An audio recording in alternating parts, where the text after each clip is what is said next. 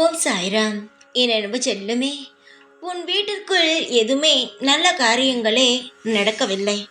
நடந்து பல ஆண்டுகள் ஆகிவிட்டது. அதற்கான முயற்சிகள் எடுத்தாலும் ஏதோ தடங்கல்கள் வருகிறது, குழப்பங்கள் வருகிறது, வீட்டில் தேவையில்லாத சண்டைகள் வருகிறது.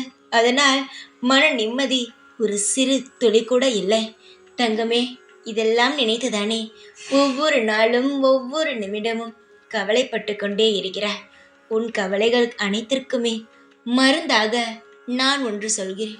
இது ஒன்றை நீ செய்தால் போதும், உன் வீட்டில் இருக்கும் அனைத்து கஷ்டமும் உன்னை விட்டு போய்விடும்.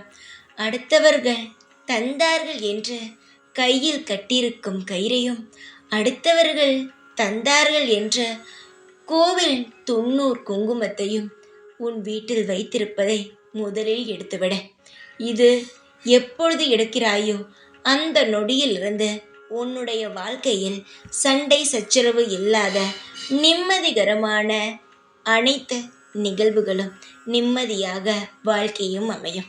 சண்டைகள் இருக்காது, கஷ்டங்கள் வராது. ஏதோ ஒரு மாற்றம், நல்ல மாற்றம் உன்னுடைய வாழ்க்கையில் நடக்கும். கவலைப்பட்டு கொண்டு இருந்தாய், அதற்கான முடிவையும் நான் சொல்லிவிட்டேன். இதன்படி நடந்தால் உன் வாழ்க்கை நல்ல முறையில் மாறும், நிம்மதிகரமாக இருக்கும். இப்படியெல்லாம் சொல்லுவேன். நீ எடுப்பதும் எடுக்காமல் இருப்பதும் உன்னுடைய கையில்தான் உள்ளது. நான் சொல்வது மட்டும்தான் என்னுடைய கடமை.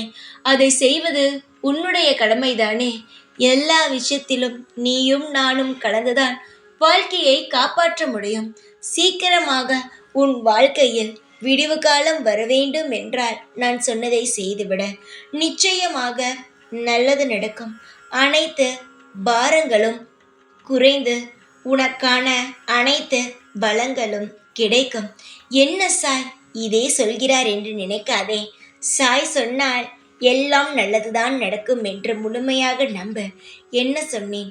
உனக்கு இப்பொழுது நடக்கப் போகும் நல்லதை தானே சொன்னேன். அதற்கான உன்னுடைய வாழ்க்கையில் இருக்கும் தீய சக்தியை அழிக்கத்தானே நான் ஒரு வழி சொன்னேன். செய்துவிட. சீக்கிரமாக அனைத்தும் நல்ல முறையில் நடக்கும். எப்பொழுதும் உன் கூடவே இருப்பேன் என்ற சாய்நான். ஓம் சாய்ராம்.